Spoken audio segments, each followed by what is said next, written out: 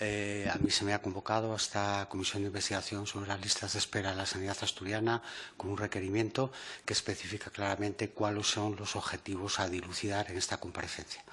En todo caso, yo vengo con ánimo absolutamente colaborador, contestaré a las preguntas que estén relacionadas directamente con la lista de espera y también a aquellas que estén relacionadas con la gestión sanitaria y en la que yo pueda aportar algo.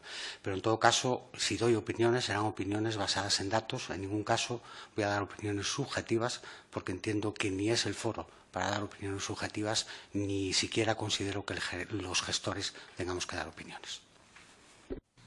Muy bien, pues procedemos al turno de preguntas, comenzando por el Grupo Parlamentario de Ciudadanos. Buenos días, señor Rodríguez. Yo le voy a hacer preguntas. Mire, voy a volver a insistir otra vez, hasta la selección de los datos es subjetivo. No, la objetividad, ya sabe usted que depende, todo no es verdad ni mentira, sino depende del color del cristal con que se mira, ¿no? Entonces, nosotros nos interesa su visión como gerente porque tiene una visión que los demás no tenemos. Y está bien, subjetiva, claro, la suya, de donde está usted colocado.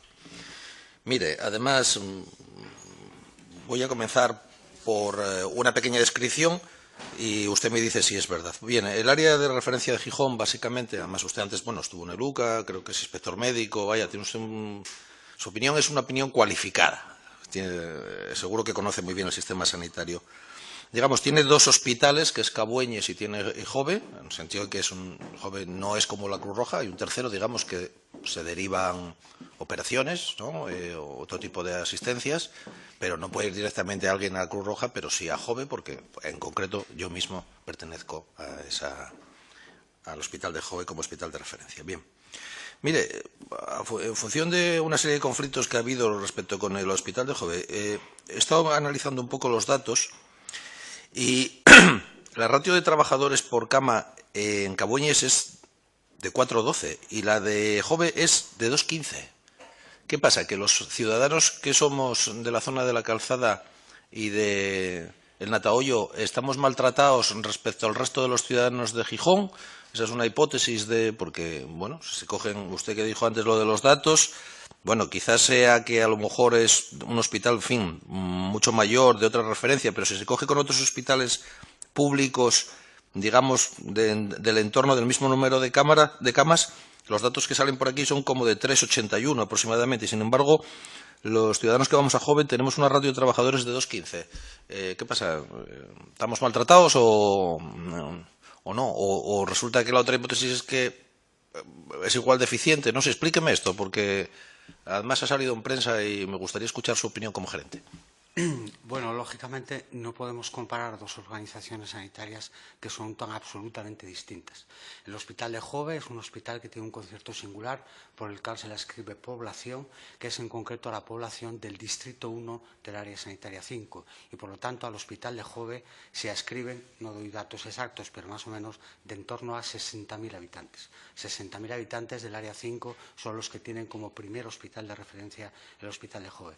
El Hospital de Cabueñes atiende al resto del Área 5, es decir, atiende a 240.000 habitantes. A eso tiene usted además que añadir que el Hospital de Cabueñes es referencia para el Hospital de Jove cuando se supera la capacidad de Jove.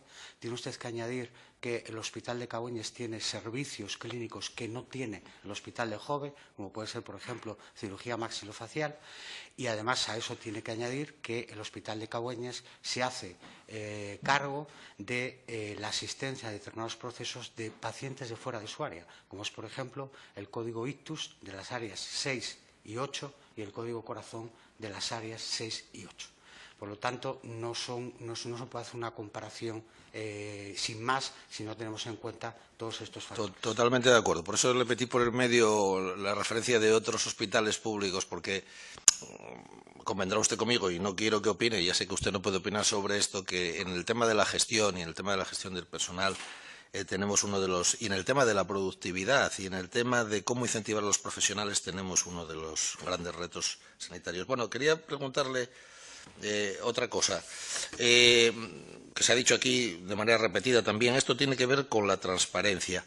Me parece que no hay ningún tipo de legislación que impida a una gerencia o a un hospital o a un centro de salud el informar de manera puntual, sobre todo estoy hablando naturalmente de las listas de espera hospitalarias, y especialmente de las que tengan que ver con pruebas diagnósticas, etcétera, de manera al paciente de una manera continuada. Es decir, ¿tienen ustedes pensado, porque convendrá usted conmigo que el usuario ahora necesitamos más información personal, nominal? ¿Estamos de acuerdo con ello?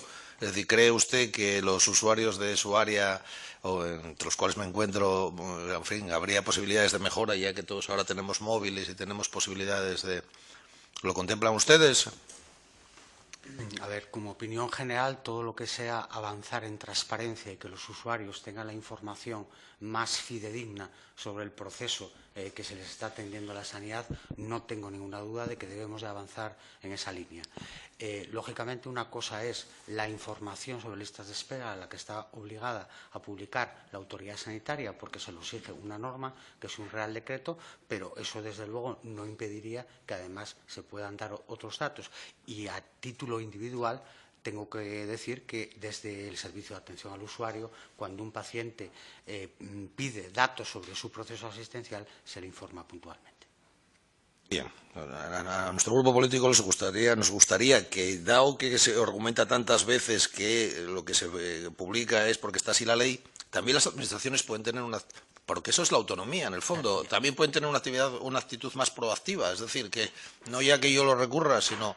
Porque usted sabe, por ejemplo, que aquí, en esta comisión respecto a Cabueñes, salieron en su momento datos... y no hace falta que no hubiera salido aquí, porque, en fin, algún conocimiento directo uno tiene sobre estos temas, datos pues, respecto a pruebas diagnósticas, respecto a algunos servicios, y por eso me gustaría que me lo comentara ahora, traumatología, etcétera, urología, problemas que hay, digamos, de listas, de demoras excesivas de listas de espera, no nos cansamos de repetirlo, y que, bueno, ayudaría a los pacientes. Bien, quiero preguntarle otra cosa. Estos datos han mejorado porque si uno mira las tablas da la impresión, a lo mejor no, estoy equivocado, que hay una relación causa-efecto entre la bajada de algunas listas de Cabueñes y la subida de Jove. O no hay relación. Estoy hablándole del año 2016, porque es verdad que en estos últimos meses, y lo uno con alguna noticia que salió en prensa, que supongo que usted desmentirá, estoy hablando de un periódico gijonés, en donde se hablaba que Cabueñes duplicó su lista de espera de 6 meses durante el verano. Es una noticia de noviembre del 2016. ¿Qué me dice sobre esto? ¿Cómo estamos en estos momentos? Ya que usted sí maneja, usted sí que tiene una información privilegiada y maneja perfectamente los datos, ¿cómo vamos? Bueno, mire, yo no tengo ninguna información privilegiada. La información que yo tengo sobre la lista de espera es la que se publica en Astrosalud. Yo la puedo tener en un formato distinto, porque lógicamente nosotros para gestionar el día a día de la lista de espera no consultamos a Astrosalud. Nosotros tenemos un cuadro de mandos que se publica de forma mensual, que es este, y que está accesible en la intranet para todos los profesionales, en el que pero se recoge... Para nosotros no, para nosotros pero no. le explico. Se recoge la actividad de cada servicio y también la situación de su lista de espera. Y lo que le quiero decir es que nosotros para trabajar lo que utilizamos es esto. No utilizamos los datos de Astrosalud, aunque evidentemente son los mismos. Perdóneme un momento, una pregunta. ¿Cree usted que esos datos deberían, con sus correcciones, deberían ser más o menos públicos para los usuarios? A ver, ¿por qué hay esta discrepancia entre... Ya, me va a decir que la ley lo que manda es publicar el otro tipo de listas, ¿no?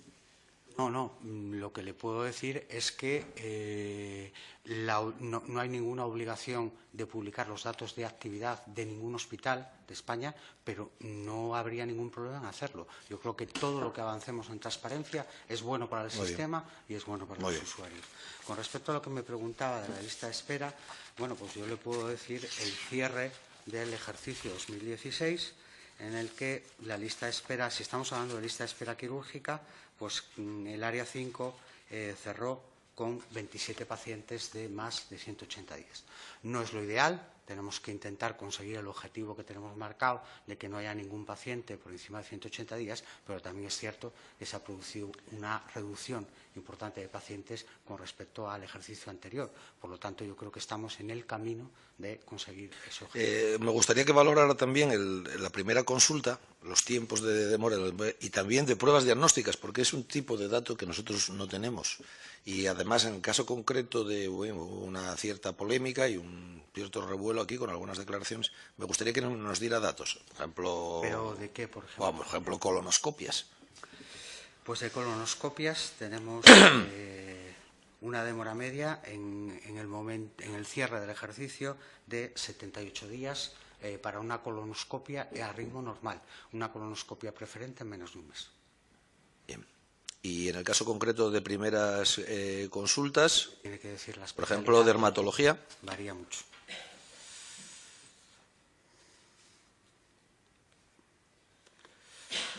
Dermatología.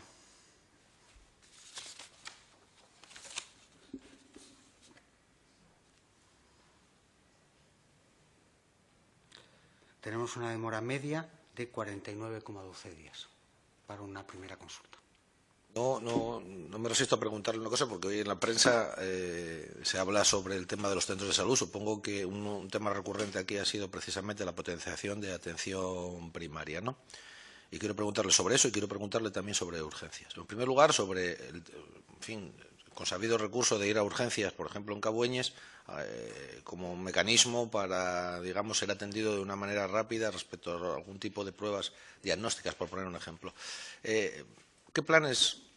Es decir, usted sabe perfectamente que eso en muchas ocasiones es así, es decir, se utiliza de manera, recurrente el servicio de urgencias en muchas ocasiones porque incluso iba a decir que algunos hemos escuchado algunas veces eso hasta como recomendación, ¿no? Bueno, pues si usted tiene prisa, vaya por el servicio de urgencias. Eso colapsa los servicios de urgencias, es un problema, deberíamos tener protocolos más cerrados desde un punto de vista de la coordinación entre atención primaria y luego, en segundo lugar, el tema de los horarios. Esa reestructuración, ¿no? Quiero hacer una pregunta. ¿Usted considera positivo que no haya ningún turno de tarde? Ya sé que eso fuera el ámbito de su área, pero me gustaría escuchar su opinión, si me la quiere dar. ¿No cree usted que sería bueno que, por ejemplo, en un ámbito como Gijón, pudiera haber, para los que lo quisieran decidir en algunos centros de salud, cupos enteros de tarde? Me ha hecho muchas preguntas en una sola pregunta. Tengo poco tiempo. En relación con la reestructuración de la atención continuada en el área 5, en el ámbito de la atención primaria, lo que le puedo informar es de que en su día se planteó que esto era una necesidad. Esta necesidad la plantean los propios profesionales del área. Nosotros entendemos que es cierto que hay disfunciones que ellos plantean y que es recomendable estudiar el tema. Lo llevamos al Consejo de Salud del área 5. Planteamos la situación en el Consejo de Salud del Área 5 en la reunión que tuvo lugar en noviembre de 2016 y el Consejo de Salud del Área 5 por unanimidad nos dijo que sí, que estudiásemos y que viésemos otras posibles alternativas a la organización de la atención continuada en el ámbito de la atención primaria del Área 5. Lo que estamos haciendo en este momento es trabajar con los profesionales en decidir otra posible alternativa, otro posible modelo. Eso no quiere decir que lo que salga de ese grupo de trabajo, que es un grupo de trabajo con los profesionales, sea lo que se vaya a implantar. Eso será una propuesta que posteriormente analizaremos, como no puede ser de otra forma, con las asociaciones de vecinos y luego analizaremos también, lógicamente, con la autoridad sanitaria. Y de ahí supongo que saldrá lo más conveniente para la atención continuada. Eso lo decía porque muchas veces no necesariamente los intereses de los profesionales tienen que coincidir con los intereses ciudadanos. Estaremos de acuerdo en eso, ¿no? Y básicamente nosotros estamos para representar los intereses de los... Por eso él comentaba lo de, por ejemplo, los turnos de tarde, que es una cosa muy antigua. Lo mismo que no haya centros educativos con jornada partida. Ninguno. No parece que eso sea acercar el servicio público a los ciudadanos. Es decir, que se me dé la posibilidad de escoger. A lo mejor yo, por mis condiciones de trabajo, pues no puedo ir por la mañana o es muy costoso para mí pedir permisos y por lo menos que se me ofrece la posibilidad de que pueda haber un turno de tarde. Uno, que yo pueda escoger. Yo creo que eso, la libertad siempre da más garantías al ciudadano y sin embargo en Gijón eso en estos momentos es imposible. Bueno, en Gijón y en toda Asturias, me parece. Si me está preguntando concretamente por el tema de los turnos de tarde, lógicamente no hay ningún inconveniente para que eso se pudiera organizar, pero también le recuerdo que los profesionales tienen unos derechos y evidentemente lo que tiene que primar son los intereses de los ciudadanos. Eso no hay ninguna duda. Si nos creemos realmente que el ciudadano es el centro del sistema, tenemos que poner por delante los intereses de los ciudadanos, pero lógicamente también los profesionales hay que compaginar en la medida de lo lo posible los intereses de los profesionales con los de los ciudadanos. Evidentemente, cuando esa compatibilidad no es posible, lo que deben de primar son los intereses de los ciudadanos. Y una última. Sí, bueno, se la hice antes. Respecto al tema de... Me gustaría escuchar su versión porque además ha habido opiniones contrapuestas, datos sobre el tema de las aperturas de camas, etcétera. Sería otro ejemplo. Vamos a ver, ¿en qué medida las vacaciones influyen en retrasos a la hora de aminorar las listas de espera? Por ejemplo, vamos a suponer, incluso de la apertura de camas en un hospital, vamos a suponer como Cabueñes. Es decir, ¿esto lo tenemos solucionado? Porque claro, vamos a ver, habría que suponer que una maquinaria como esta debería prácticamente tener una velocidad crucero todo el año y no puede estar al albur de periodos vacacionales de sus propios trabajadores cuando resulta que tenemos demoras excesivas en las listas. Es decir, esto iría en la misma línea de antes, de lo que decía antes respecto a la apertura de los centros de salud. Y da la impresión, analizando desde hace 5 años los datos que publicas tu salud, etcétera, en fin, que hay unos vallos y unos picos respecto a esto, ¿no? ¿No cree usted que esto manifiestamente es razonable? Es decir, cómo se organiza el propio servicio, los propios servicios, es una cosa que a mí como ciudadano y como usuario me da igual, eso es un problema de la administración, pero que no debería hacer que el barco navegara más despacio. ¿Está de acuerdo con ello y cree que influye o no influye nada? No, influye, no hay ninguna duda. Los datos son evidentes y claros. La evolución de la lista de espera en el Hospital de Cabueñes, en Asturias y en toda España tiene unos ciclos. De enero a junio va disminuyendo, si estamos hablando de lista de espera quirúrgica, de enero a junio va disminuyendo, durante el verano, precisamente por el tema de las vacaciones del personal, aumenta y a partir de septiembre vuelve a tener un declive y una tendencia descendente hasta diciembre. Pero ya le digo, esto es así en Asturias y en toda España y evidentemente está relacionado con las vacaciones del personal. Pues eso está muy mal en Asturias y en toda España. Muy mal en Asturias y en toda España, y no es algo que en un tema tan serio como este, yo creo que la organización acintra de la administración no puede suponer un perjuicio para el ciudadano, que yo creo que no entiende esto, no